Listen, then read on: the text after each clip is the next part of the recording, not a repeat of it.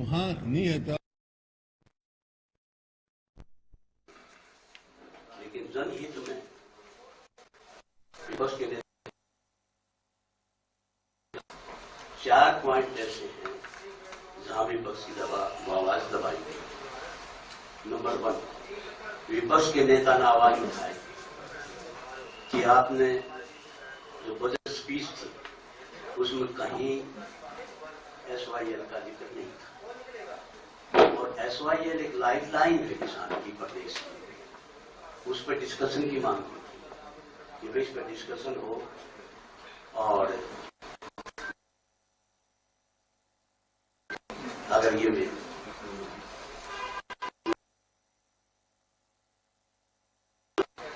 राष्ट्रपति से मिलने, प्रधानमंत्री से मिलने, वो कंटेम्प्ट डालना चाहिए। 16 साल 2016 में ये फैसला हुआ, 10 साल इस फैसले को उस पर कंटेम्प्ट ऑफ डिस्कशन की, उस पर डिस्कशन अलाउ नहीं किया। दूसरा, मैंने बात उठाई थी धनशक्ति का इस्तेमाल, वहां पर MLAs की प्रेस्टीज और डिग्निटी पर सवाल है। He is the custodian of the house. जब MLAs की डिग्निटी पर सवाल उठ रहे तो सदन की गरिमा।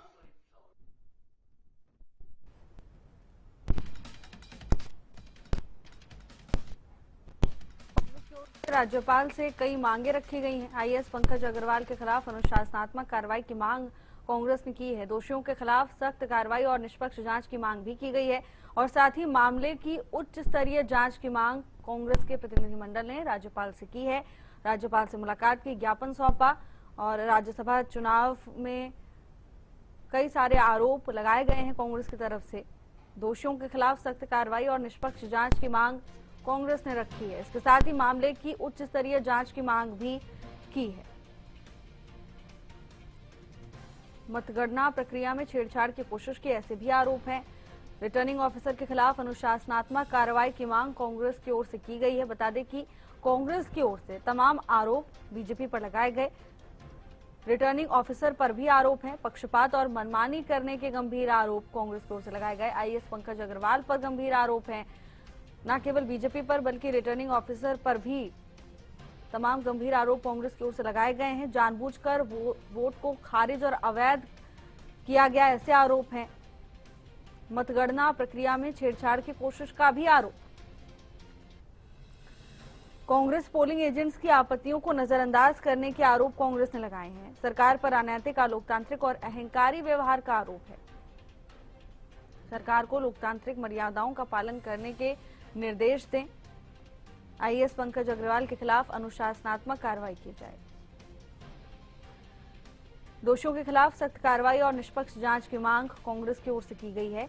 मामले की उच्च स्तरीय जांच की मांग भी की गई।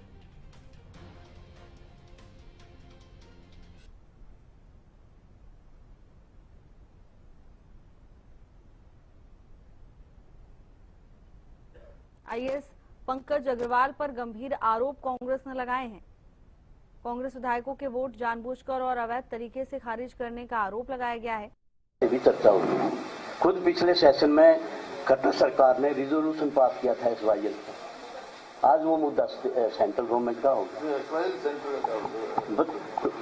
तो चौथा जो पॉइंट पर जिस पर आवाज दबाई गई, 84 में हमने एक नोटिस दिया कि आज हरियाणा का किसान बड़े भयभीत स्थिति में, क्योंकि वो अमेरिकन डील के ऊपर, उसके व्यापार के ऊपर, उसके खोलने पर, उसके रेट पे, टैक्स पे, वो एक भयभीत स्थिति में है, और डील जो है वो डिस्ट्रॉय करेगी किसान और किसानी को।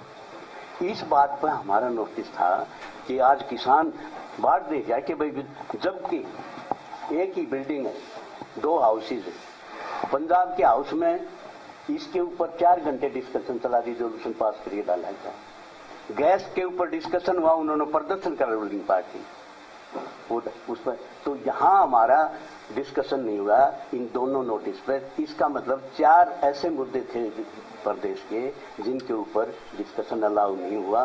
तो इसकी आप खुद फैसला करें कि भाई जो है स्पीकर साहब का। ठीक। अब अरोड़ा साहब से मैं करूंगा रिक्वेस्ट कि भाई काउंटिंग में क्या हुआ, कैसे हमारी कैंसिल करी, क्योंकि ये काउंटिंग एजेंट थे, बताएं। आदरणीय हुड्डा साहब और सभी साथियों, जैसा कि अभी बत्रा साहब ने भी बताया कि हम महामहिम को मिलकर आए कि जिस प्रकार से 48 एमएलए बीजेपी के और 37 कांग्रेस के थे, तो शुरू से ही मन में एक शंका पैदा कर दी तीसरा उम्मीदवार बीजेपी ने देखी। हम कल विधानसभा में मैंने कहा था कि 2009 में 31 एमएलए आईएनएलडी के जीत के आए थे।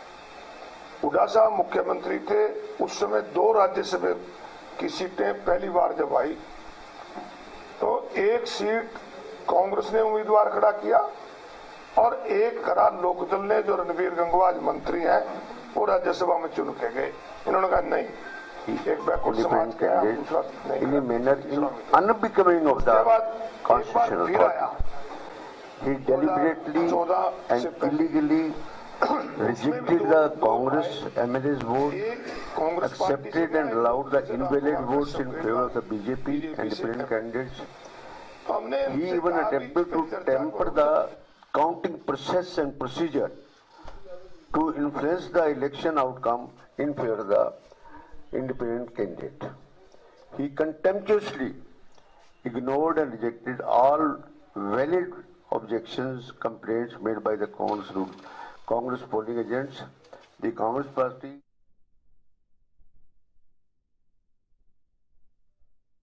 Election Commission of India will go with a delegation under the leadership of the High Command and Chaudhry Bhupinder Singh Hooda to apprise and to take action against this returning officer also. And the governor being the custodian, the highest authority of the constitution of the state, we requested him, उनको हमने अनुरोध किया कि undemocratic, unethical और arrogant political behaviour of the government ने हमारे प्रांत की छवि को नुकसान पहुंचाया है और एमएलएज की भी प्रेस्टीज और डिग्निटी को जनरल पब्लिक के अंदर उसका नुकसान पहुंचा है, which is a dangerous trend in the democracy of the country. वो उनको कहा है कि instruct your government to observe decency, democratic norms, discipline, equity and political conduct and take appropriate disciplinary action against Shri Pankaj Agarwal IAS, who played a dubious role as a returning officer in the Rajya Sabha. Thank you. देखिए, ये तो बता साहब ने बताया कि जिस प्रकार से वोट कैंसिल की गई, ये पोल एजेंट थे, उसकी बात अरोड़ा साहब बता देंगे। उससे काउंटिंग एजेंट थे, अरोड़ा साहब बता देंगे। उससे पहले डॉक्टर काजान कुछ कहना है। थैंक यू हुड्डा साहब, सभी साथियों, दोस्तों, मैं आप खुद जो मैं पॉइंट करूंगा, उठाऊंगा, आप खुद फैसला लेना कि जहां जो डेमोक्रेसी में सदन में विपक्ष की जब आवाज दबाई जाती है तो वहां डेमोक्रेसी का मोकरी बन जाता है। मीनिंग देयर बाई आप इस बात का, क्योंकि स्पीकर साहब जो है मातृ शोक से गुजर रहे हैं, मैं ज्यादा तीखी बात नहीं कहूंगा, लेकिन जनहित में विपक्ष के नेता ने मेरी जिम्मेवारी लगाई है 2 मिनट बोलने के लिए। 4 पॉइंट ऐसे हैं जहां विपक्ष की आवाज दबाई गई। नंबर 1, विपक्ष के नेता ने आवाज उठाई कि आपने जो बजट स्पीच थी उसमें कहीं SYL का जिक्र नहीं था, और SYL एक लाइफलाइन है किसान की, प्रदेश की। उस पर डिस्कशन की मांग की थी कि भाई इस पर डिस्कशन हो और जिस ढंग से अगर ये 90 एमएलए, 15 एमपी, 105 आदमी राष्ट्रपति से मिले, प्रधानमंत्री से मिले। अगर वो वहां कोई इलाज नहीं है तो उसको कंटेम्प्ट डालना चाहिए। जब 16 साल 2016 में ये फैसला हुआ, 10 साल जिस फैसले को हो गए उस पर कंटेम्प्ट तो डिस्कशन की, उस पर डिस्कशन अलाउ नहीं किया। दूसरा मैंने बात उठाई थी धन शक्ति और राज शक्ति का इस्तेमाल हुआ। वहां पर एमएलएज की प्रेस्टीज और डिग्निटी पर सवाल उठे। He is the custodian of the house.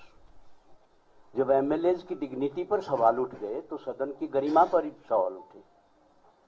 तो वो सदन से जुड़ा हुआ मामला था, वो इस बात से कि भाई इस चुनाव का सदन की से कोई लेना देना नहीं, उस पर वो रिजेक्ट कर दिया।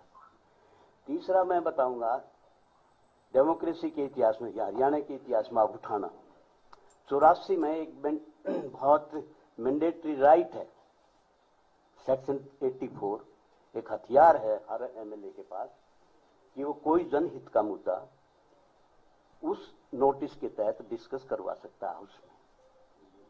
और जिस ढंग से मतलब पूरे हरियाणा बना जब से मैं भी स्पीकर रहा, अरोड़ा साहब भी रहे, किसी स्पीकर के या किसी विधानसभा में 84 का नोटिस जो है उसके ऊपर ना डिस्कशन करवाया हो, पहली बार ऐसा हुआ है। तो दो मुद्दे थे मेरे इसमें, हमारे जो साथियों के। पहला मुद्दा था किस वजह से, क्या कारण है, क्या स्टेटस है, क्योंकि आज पूरा देश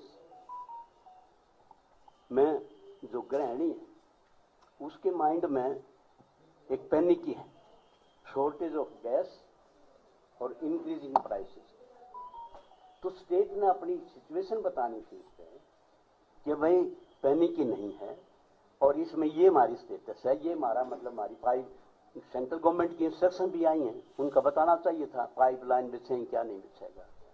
तो उस मुद्दे पे जो है रिजेक्ट कर दिया, वो बता भी नहीं। अब ये नोटिस वो हमारे पूछने पर भी 2 नोटिस दिए थे, जब बताया वो रिजेक्ट कर दिए, वो क्योंकि वो केंद्र से जुड़े हुए थे। केंद्र से जुड़े हुए मुद्दों पर पहले भी चर्चा होती है। खुद पिछले सेशन में खट्टर सरकार ने रिजोल्यूशन पास किया था SYL का, आज वो मुद्दा सेंट्रल गवर्नमेंट का होगा। तो चौथा जो पॉइंट पे जिस पर आवाज दबाई गई, 84 में हमने एक नोटिस दिया कि आज हरियाणा का किसान बड़े भयभीत स्थिति में, क्योंकि वो अमेरिकन डील के ऊपर, उसके व्यापार के ऊपर, उसके खोलने पर, उसके रेट पे, टैक्स पे, वो एक भयभीत स्थिति में है और डील जो है वो डिस्ट्रॉय करेगी किसान और किसानी को। इस बात पर हमारा नोटिस था कि आज किसान बात नहीं किया कि भाई, जबकि एक ही बिल्डिंग है, 2 हाउसेज है, पंजाब के हाउस में इसके ऊपर 4 घंटे डिस्कशन चला, रिजोल्यूशन पास करके डाला गया। गैस के ऊपर डिस्कशन हुआ, उन्होंने प्रदर्शन करा रूलिंग पार्टी उसमें। तो यहां हमारा डिस्कशन नहीं हुआ इन दोनों नोटिस पे। इसका मतलब 4 ऐसे मुद्दे थे प्रदेश के जिनके ऊपर डिस्कशन अलाउ नहीं हुआ। तो इसकी आप खुद फैसला करें कि भाई जो है स्पीकर साहब का। ठीक, अब अरोड़ा साहब से मैं करूंगा रिक्वेस्ट कि भाई काउंटिंग में क्या हुआ, कैसे हमारी कैंसिल करी, क्योंकि ये काउंटिंग एजेंट थे, बताएं। आदरणीय हुड्डा साहब और सभी साथियों, जैसा कि अभी बत्रा साहब ने भी बताया कि हम महामहिम को मिलकर आए, क्योंकि इस प्रकार से 48 एमएलए बीजेपी की और 37 कांग्रेस के थे, तो शुरू से ही मन में एक शंका पैदा कर दी, तीसरा उम्मीदवार बीजेपी ने देखी। हम कल विधानसभा में मैंने कहा था कि 2009 में 31 एमएलए आईएनएलडी के जीत के आए थे। हुड्डा साहब मुख्यमंत्री थे, उस समय 2 राज्यसभा की सीटें पहली बार जब आई तो 1 सीट कांग्रेस ने उम्मीदवार खड़ा किया और 1 करा लोकदल ने, जो रणबीर गंगवा मंत्री हैं, वो राज्यसभा में चुन के गए। इन्होंने कहा नहीं, एक बैकवर्ड समाज के आया, हम दूसरा नहीं खड़ा करें, तीसरा उम्मीदवार। उसके बाद एक बार फिर आया 2014 से पहले। उसमें भी दो आए, एक कांग्रेस पार्टी से गया, एक लोकदल से रामकुमार कश्यप गए जो आज बीजेपी से एमएलए। तो हमने इनसे कहा भी इस पे चर्चा करो कि जब 37 थे और हमने एक कांग्रेस पार्टी ने एक दलित को खड़ा किया, तुम्हें उसे रोकने के लिए लगातार साजिश कर रहे हो, और साजिश भी यहां तक करी।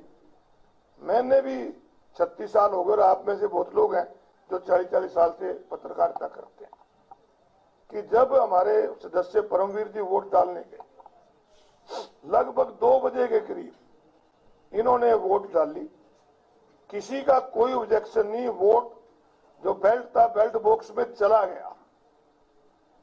होता यह है, अगर सीक्रेसी लीक या कोई ऑब्जेक्शन हो तो जिस समय मेंबर्स वोट डालने जाते हैं उसका ऑब्जेक्शन होता है और उसकी वोट को बाहर रख दिया जाता है। आफ्टर इलेक्शन, आफ्टर पोलिंग उसकी वीडियो चेक की जाती है और वीडियो अगर डाउटफुल हो तो चुनाव आयोग को भेजा जाता है।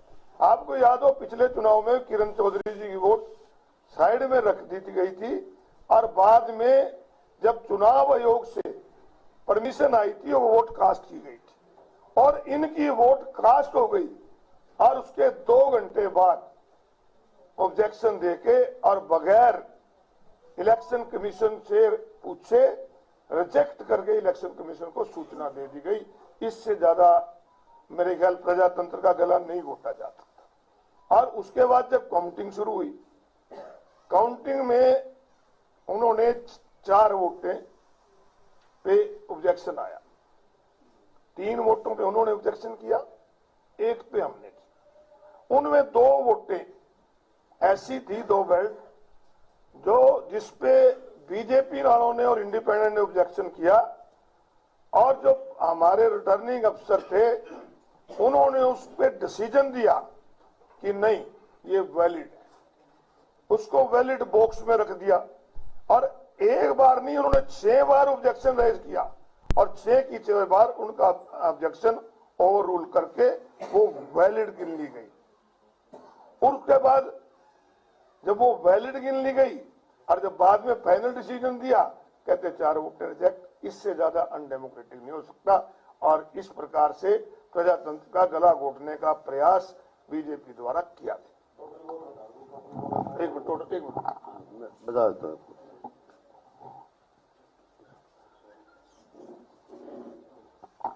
ये मद्दा साहब बता देंगे, उसके बाद बजट के बाद में मैं बता दूंगा आपको जो सवाल हो। समराइज करता हूँ थोड़ा सा। पहली तो जैसा अभी बताया सारा कुछ कि how the poll has been rigged, जिसमें गवर्नमेंट मशीनरी इन्वॉल्व थी। हमारे 4 वोटों को गलत तरीके से कैंसिल किया गया जो वैलिड थे। With all conviction, with all humility at my command, चारों के चारों वोट हमारे वैलिड थे जो कैंसिल किए गए। कांग्रेस के 32 वोट वैलिड पड़े। सोशल मीडिया पर जो भ्रम फैलाए जा रहे हैं वो बिल्कुल निराधार है। हम उसको आपके सामने बिल्कुल क्लियर करना चाहते हैं इस बात के लिए। 32 में से अल्टीमेटली हमारे पास 28 वोट आए, पर 4 वोट जो कैंसिल किए गए वो हमारे वोट थे। वो बात कहते हैं कि इलेक्शन पिटीशन की जाए, कोई बात नहीं, वो तो हमारे 4 वोट वापस आएंगे। आप ये देख लेना इस बात के लिए।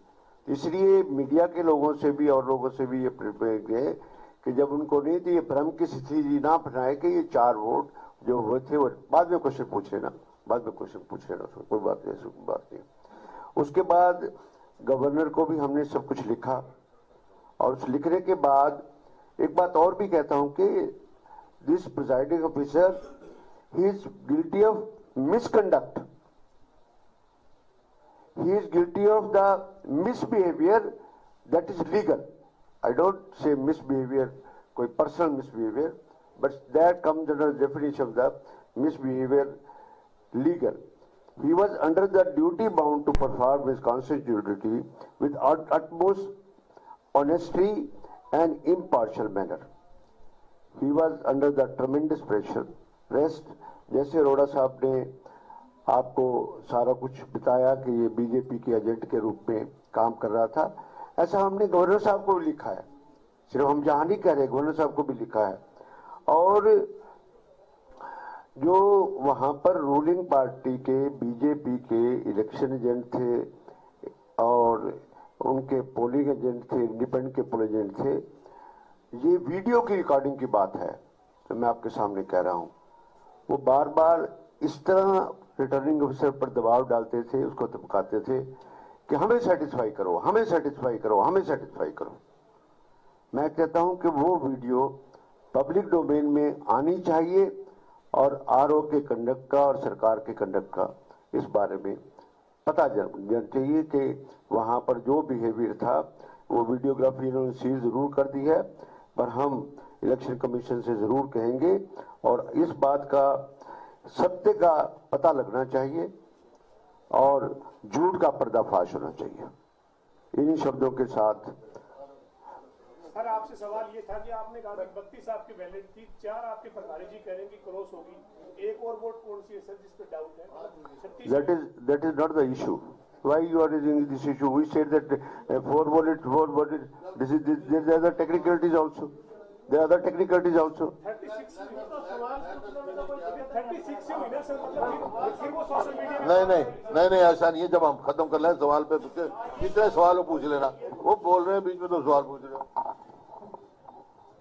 जैसे आज हम गवर्नर साहब को मिले, हम इलेक्शन कमीशन को भी इसकी कंप्लेंट करें। और एक और मैं क्लियर कर दूं, कुछ मीडिया में दिखाया जा रहा है 0.4, 0.6। जब 83 वैलिड वोट थी तो उसका कोटा 28 का।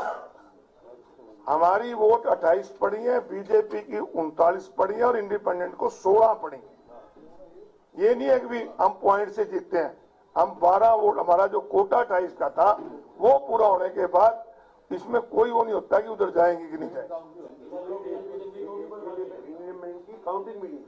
वो जब कोटा पूरा हो जाता है 2 सीट का, चाहे 39 उनकी आ गई, 28 आ गई, तो तीसरे कैंडिडेट की वोट गिनी भी नहीं जाती।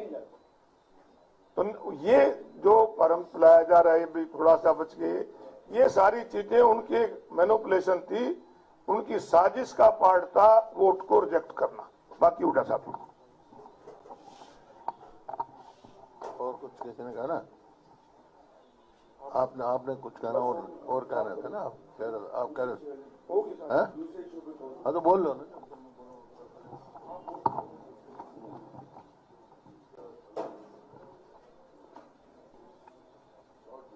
हाँ बिल्कुल शॉर्ट ब्रीफ बोलूंगा जी, बिल्कुल ब्रीफ बोलूंगा। साथियों, एक ना HTL का 79 करोड़ का वेव पेमेंट का हमने सदन में सवाल उठाया था कि ये मिली भगत से किसी को फेवर कर लिए सरकार ने 79 करोड़ माफ किया गया।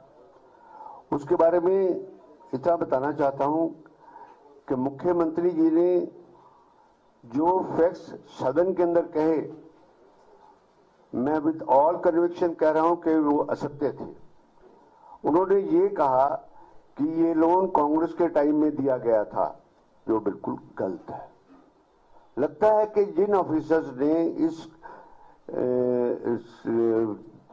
वेवमेंट को प्रोसेस किया, उन्होंने उसको प्रॉपर्ली इंटरटेन नहीं किया। अब मैं बताता हूं एक्चुअली क्या था। चौधरी देवेंद्र सिंह ने जब HTL शुरू की थी, उनको 5 साल का सेल टैक्स का हॉलिडे दिया गया था।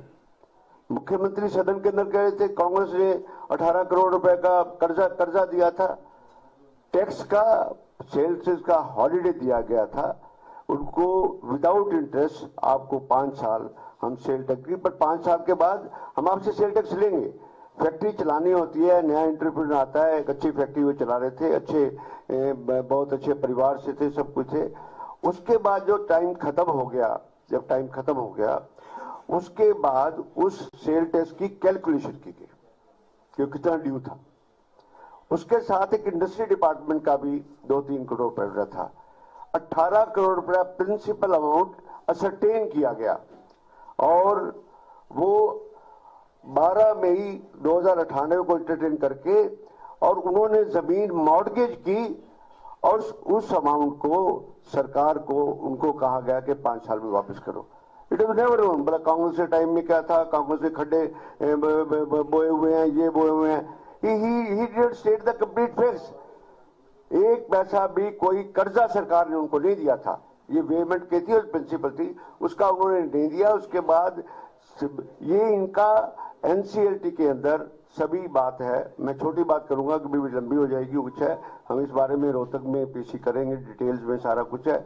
पर जहां पर मुख्यमंत्री की कहने की बात है, ये कुछ है। उसके बाद 77 करोड़ माफ करने का किसी भी ऑर्डर का, किसी भी कोर्ट का कोई आदेश नहीं है। दिखा दे किसी आदेश को। उन्होंने कहा जी हमने सेटल कर दिया, बड़ी देर से कोई आदेश नहीं था। और सबसे बड़ी बात यह है, जब एनसीएलटी ने 2 बातें होती हैं, एक फाइनेंशियल क्रेडिटर होता है, एक ऑपरेशनल क्रेडिटर होता है। लोग समझ जाएंगे, राव साहब बैठे हैं। हमारा जो फाइनेंशियल क्रेडिटर सरकार थी, सरकार का बड़ा अमाउंट था और सरकार की जमीन मॉर्गेज थी। हमारा हक पहला बनता था उसके ऊपर, ना कि ऑपरेशनल जिससे कर्जा लिया हुआ है उसका पहला हक बनता था।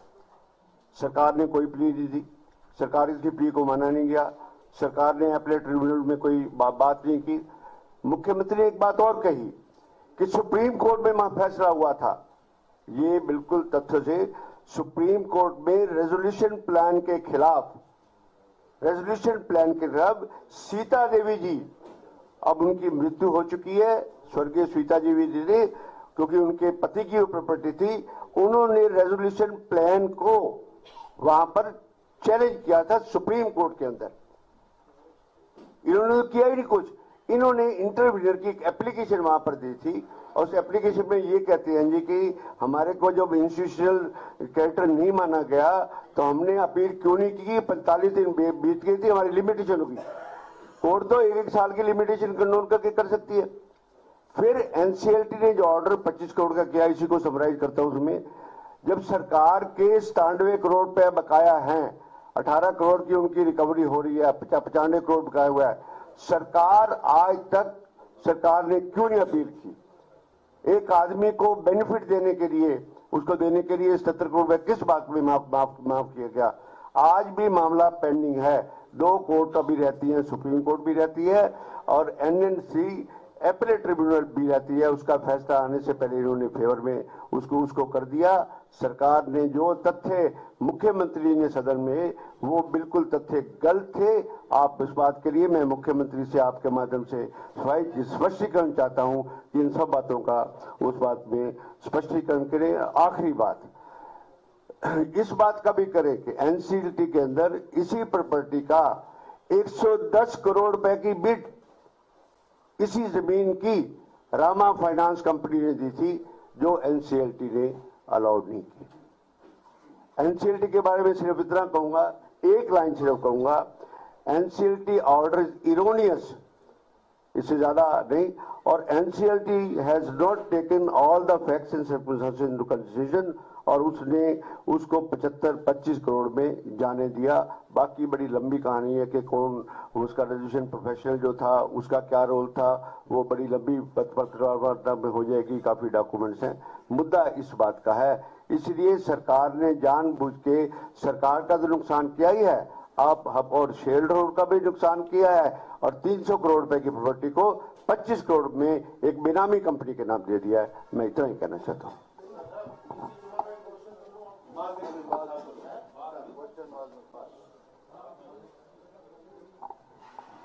ये जो बत्रा साहब ने कहा, ये एक घोटाला है और ऐसे कई घोटाले हैं। धान का घोटाला तो अभी आ ही रहा है, इसी तरह आलू का घोटाला हो रहा है। आलू 50 पैसे किलो बिका है और भावांतर के उसमें किसके जा रहा है, कितने को दिया, उसमें भी इसी प्रकार के घोटाले चल रहे हैं। एक के बाद एक घोटाला हो रहा है। घोटालों की तो कोई कमी नहीं सरकार में, लेकिन जहां तक बजट का सवाल है, काफी डिस्कशन हुआ। मुख्यमंत्री जी 3 घंटे तक बजट पढ़ा और 2.5 घंटे जवाब दिया, लेकिन बजट में है क्या, असलियत क्या है? असलियत यह है कि हरियाणा को कर्जे में डुबाने का काम किया आज, और कैपिटल एक्सपेंडिचर के लिए कुल 21,000 करोड़। इसका मतलब ना तो कोई मेडिकल कॉलेज बना सकते जो कह रहे हैं हर जिले में बनाएंगे, ना कोई और चीज कर सकते, कोई आईएफटी नहीं डेवलप कर सकते। सवाल इस बात का है, आज बताना चाहिए था इनको, 11 साल हो गए हरियाणा में एक मेट्रो का नया पुल नहीं लगा, 1 इंच रेलवे लाइन नहीं बनी, एक कोई बड़ा इंस्टीट्यूशन नहीं आया, 1 यूनिट बिजली की पैदा नहीं करी। फिर कहाँ गया? 76,000 करोड़ रुपया कर्जा ले रहे और 65,000 के करीब उसमें ब्याज और मूल चुका रहे हैं। 10,000 यहाँ बचा, एस्केलेटेड है। 21,000 करोड़ भी एस्केलेटेड है हर बार ही। आप पूरे, मेरे पास तो ईयर वाइज रिकॉर्ड है, लेकिन अभी लंबी कहानी बनेगी। हर बारी एस्केलेटेड दिया है, 5-6 से 10,000 करोड़ कमी रेवेन्यू और वो होता है कैपिटल एक्सपेंडिचर। तो कहाँ है पैसा इनके पास जो इतनी बड़ी बातें कर रहे हैं? जो इनका संकल्प पत्र है एक भी इन्होंने पूरा नहीं किया। मेरे पास वो भी है। और जैसा कर्जे में डुबाने का काम कैसे किया इन्होंने, 2-3 बात जरूर आपके इसमें लाऊंगा।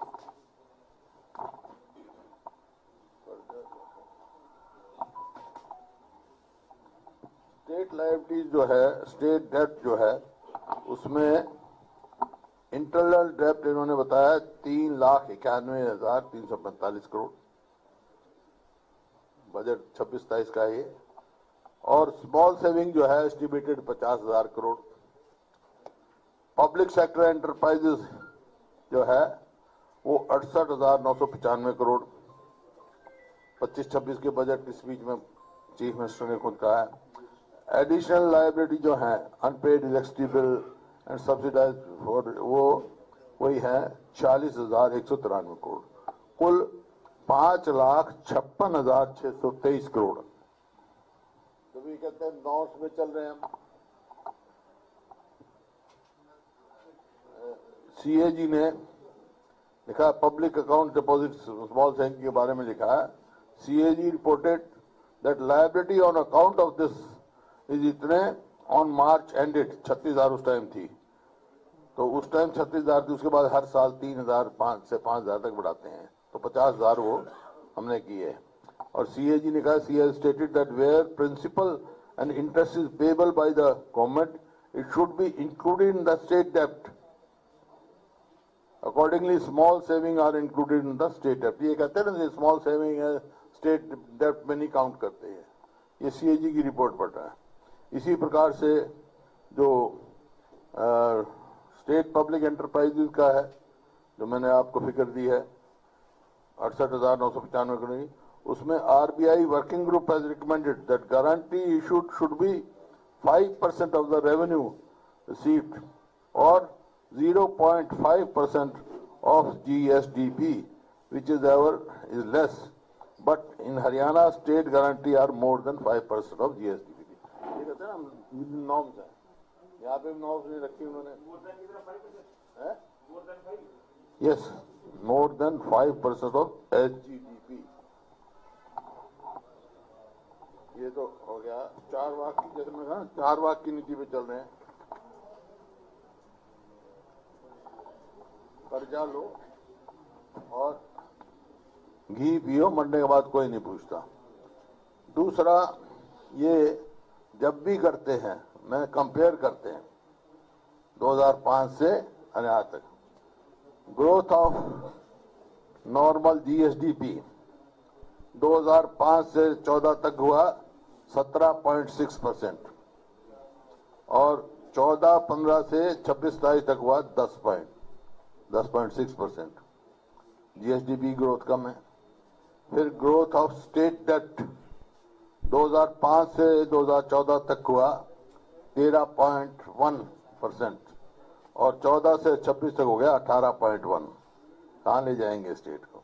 फिर डेट रेशो गिनी जाती है, ratio of debt of GSDP 2005-6 में था 24, जब हमने संभाली उससे पहले था 24%, 24.1, लेकिन 14-15 में ये हमने घटा के कर दिया था 14.6% और 26-27 में ये हो गया है 25.78। ये आपके सामने नीति आयोग ने जो इसका फिस्कल इंडेक्स है उसमें हमारा स्थान जो है 14वां नंबर है, 14वां नंबर है, केवल हमारे से 4 स्टेट और पीछे हैं। तो फाइनेंशियली हम उसमें कहाँ खड़े हैं आज आप देख रहे हैं खुद हैं? और ये तो आप देख ही रहे,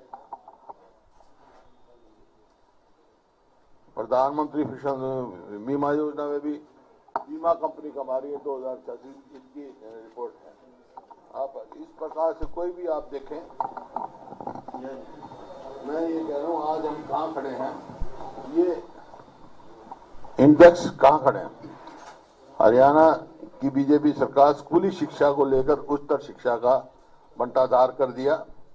ये एक हुआ है शिक्षा मंत्रालय द्वारा नेशनल इंस्टीट्यूशनल रैंकिंग फ्रेमवर्क होता है NIRF, उसमें हमारे कोई भी यूनिवर्सिटी टॉप के 100 में नहीं है, जबकि पहले हमारे टाइम में कई टॉप के 100 में थी, कुरुक्षेत्र भी थी, MDU भी थी, अब कोई भी नहीं है। और केंद्र सरकार द्वारा सोशल प्रोग्रेसिव इंडेक्स के अनुसार 33 पॉइंट के साथ हरियाणा अब सबसे असुरक्षित प्रदेश है पूरे देश में, लॉ एंड ऑर्डर की सिचुएशन है। और इंडिया जस्टिस रिपोर्ट के अनुसार पिछले 5 साल में हरियाणा पुलिस की रैंकिंग 8वें स्थान से खिसक कर 14वें स्थान पर पहुंच गई। लॉ एंड ऑर्डर का बुरा हाल है। हरियाणा 18 बड़े राज्यों में हरियाणा की पुलिस 14वें नंबर पर है, 14वें पर, 18 है ना बड़ी स्टेट।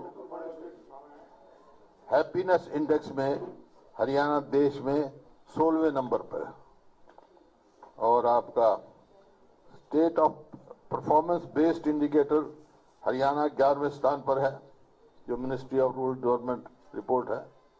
मैं कहीं भी ये नहीं कहा। और नीति आयोग में सस्टेनेबल डेवलपमेंट गोल्स में 23-24 के अनुसार देश में 14वें नंबर पर है। पर कहाँ तो पहले नंबर पे था, कहाँ गया। और फिजिकल बता ही दिया मैंने उसका हेल्थ इंडेक्स का तो। और आपका NCR रिपोर्ट के अनुसार पिछले 3 साल में भ्रष्टाचार के 187% मामले बढ़े हैं। हरियाणा भ्रष्टाचार में 6 नंबर पर पहुंच गया है। कृषि एवं किसान कल्याण मंत्रालय की रिपोर्ट के अनुसार किसान पर कर्ज के मामले में हरियाणा देश में 4थे स्थान पर है। औसतन हर परिवार पर 1,82,922 का कर्ज है। नीति आयोग की एक्सपोर्ट प्रिपेयर्डनेस इंडेक्स होता है एक EPI, उसके अनुसार हरियाणा की रैंकिंग 10वें स्थान पहुंच गया है, जबकि 21 में ये 5वें स्थान पर था।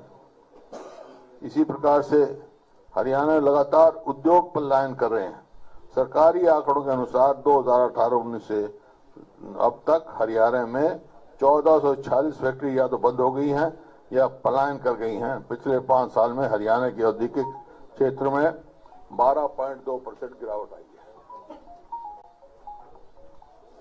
इस प्रकार से है रैंकिंग, मतलब कहीं ये दिखाई नहीं दे रहा तो कि भाई हमारी रैंकिंग कहाँ है, कहाँ पर खड़े हैं। निष्कर्ष ये है, जिनको रहनुमा चुना था उजाले की खातिर, वो ही अंधेरों में सौदा कर बैठे। तो नंबर 1 स्टेट छोड़ी थी 14 में, आज कहाँ खड़े हैं। बाकी और कोई आप क्वेश्चन पूछना चाहो तो पूछ सकते हैं, और तो इधर बड़ा लंबा चौड़ा वो है। वहाँ तो हम उस दिन बाईकाट करके जी विधानसभा में मैं बोलता सारे देता, उस दिन हालात ये चाहते ही नहीं थे हमारे को वहाँ बैठना। ऐसे हालात पैदा कर दिए ये बाहर जाना पड़ा हमारे को। वन बाई वन हर को जवाब दूंगा। केवल मेरी रिक्वेस्ट है, एक बारी एक आदमी क्वेश्चन। हाँ, पहले तू पूछ ले भाई। हाँ, नहीं तो तेरी तेज जोर भाई पहनी है आवाज। हाँ, ठीक है, ठीक है।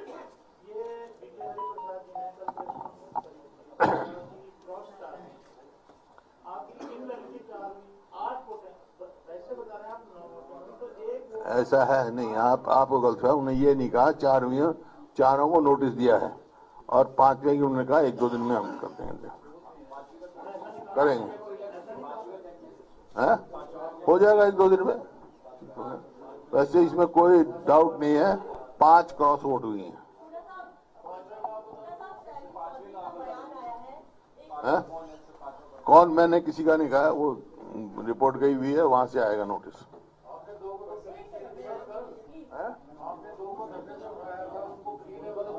हाँ, तो उनको आज भी दे रहा हूँ, उनको कल क्यों दिए? हाँ, उन 5 के सिवाय सबको क्लीन है। हमारी वैलिड है 32 की 32 वोट। बताया तो अरोड़ा साहब ने अभी अरोड़ा साहब ने आपको बताया था, हमारी 32 के 32 वैलिड वोट है।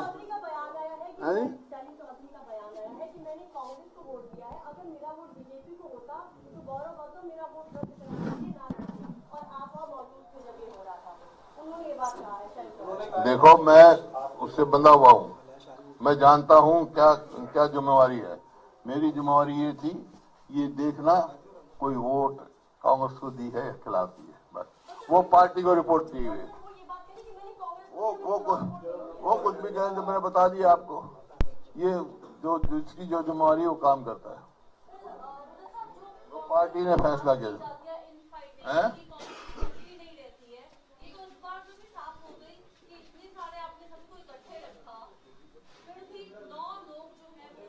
नौ कैसे कह रहे हो आप? वाई यू से 9? ये आप लोगों ने तो खबर फैलाई हुई है, ये झूठी खबरें फैला रहे हो आप। इनवैलिड जबरदस्ती की है, और 5 की तो हम मान रहे हैं क्रॉस वोटिंग की है, और उसी वजह से तो गवर्नर को मिले हम। जो हालात इन्होंने किए, जो गरिमा महिला उसकी नहीं रखी, विधानसभा की नहीं रखी। हमारे समय में भी हुए थे 2 सीट इनकी, इन लोग की केवल 31 थे मेंबर, एक ही मेंबर टूटा था ना सीट के लिए, वो भी नहीं हमने कहा, क्योंकि डेमोक्रेसी की डिसेंसी भी कहीं होती है। Why go for horse trading? ये जब नॉमिनेशन किया था, मैंने आपको कहा था भाई नीयत क्या है उनकी, अब वो साबित कर दिया।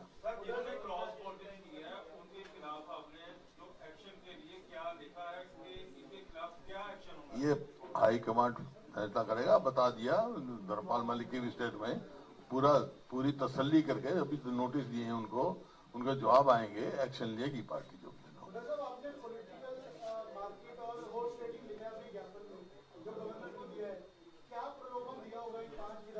वो उनसे पूछो, आप बीजेपी वालों से पूछो क्या प्रॉब्लम है। मैंने तो दिया नहीं किसी को, मेरे टाइम पे तो 31 एमएलए थे अपोजिशन के, उनको 1 सीट दे दी, जो उनका हक बनता था। रिटर्निंग ऑफिसर को लेकर के आपने जो है, हाँ, रिटर्निंग ऑफिसर के जरूर है, उसने बिल्कुल अनफेयर रहा, पार्टीशन उसका बिहेवियर रहा, और हमारी वोटें जबरदस्ती।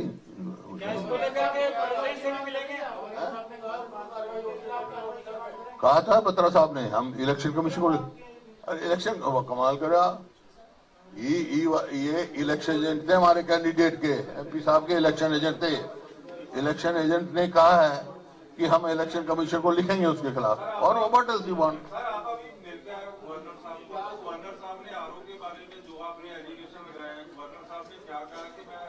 व्यक्तिगत बात में उन्होंने कहा मैं इसको करूंगा।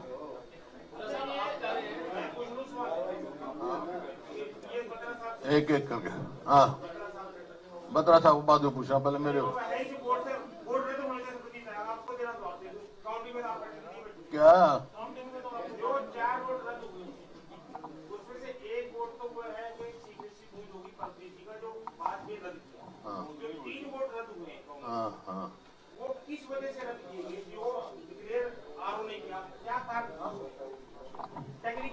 ऐसे है कि those वोट वर कम्प्लीटली,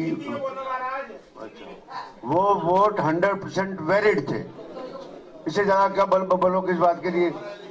किसी की 100% वैलिड थे। वो कहते हैं ना इलेक्शन पिटीशन करे, इलेक्शन पिटीशन हमारे 32 वोट ना आए तो आप बात करना।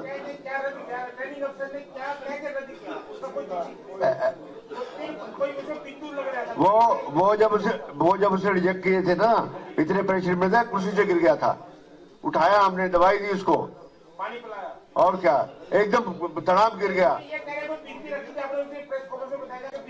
ऐसे है कि इनऑक्वस होता है, इनऑक्वस, फिर कहीं अंग्रेजी बोल रहा हूं मैं, इनऑक्वस। कोई इन्वॉल्वेंटली वैसे भी बैलेट पेपर छपने में, कोई और चीज में कोई है जिसमें वोटर कनेक्ट ना होता हो, वो वोट इनवैलिड नहीं हो सकता। डॉक्टर साहब समझो। अगर मेरी बात सुनो, एक बार नहीं 6 बार आरओ ने और साथ में उनके एक और अफसर बैठे थे, उन दोनों ने मंत्रणा करके उस वो को वैलिड माना गया और फिर इनवैलिड माना गया। इस पे आप अंदाजा लगाओ कि क्या दबाव था उनके ऊपर और किस प्रकार के दबाव थे और किस प्रकार के लोग लगाए हुए थे उसके अंदर, जो खुद कई घोटालों में शामिल है। हो गया, ये तो चैप्टर क्लोज हो गया, बता दिया आपको। और बोलो सवाल। सबका दूंगा एक करके, वो कर लो। है एक मिनट यार, तो रिप्लाई। हाँ बोलो।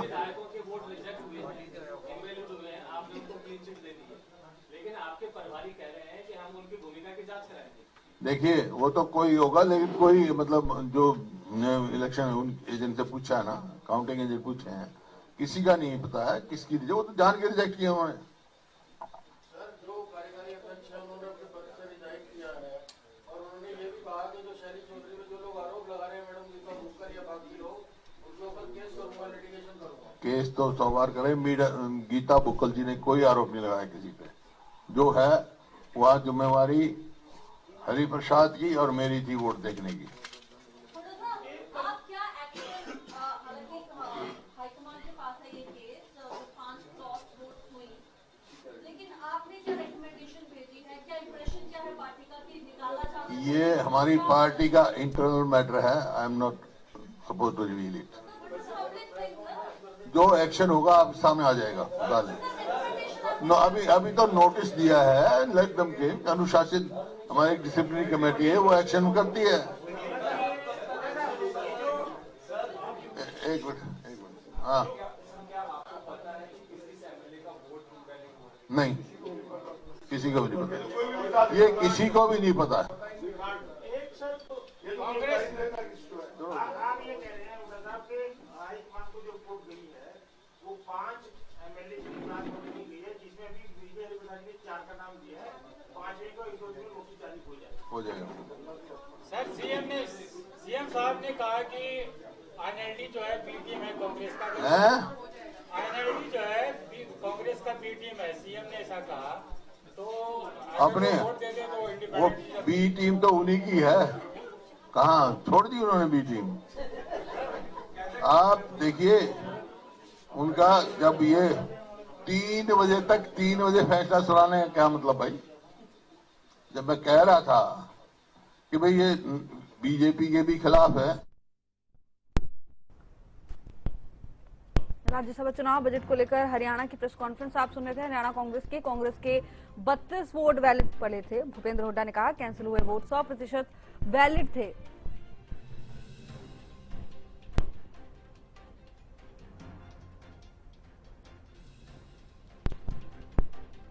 टोटल 5 क्रॉस वोट हुए हैं।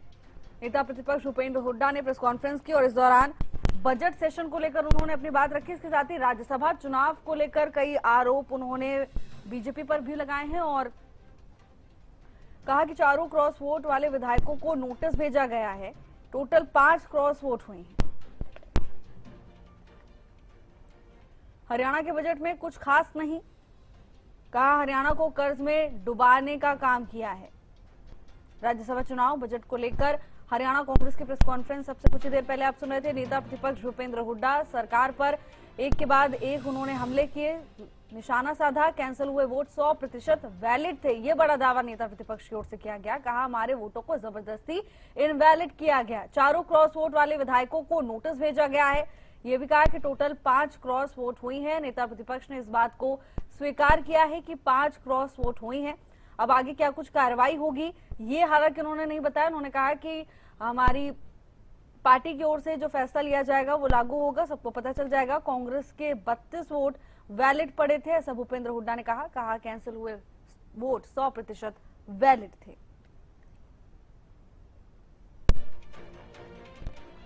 चारों क्रॉस वोट वाले विधायकों को नोटिस भेजा गया है। टोटल 5 क्रॉस वोट हुई हैं।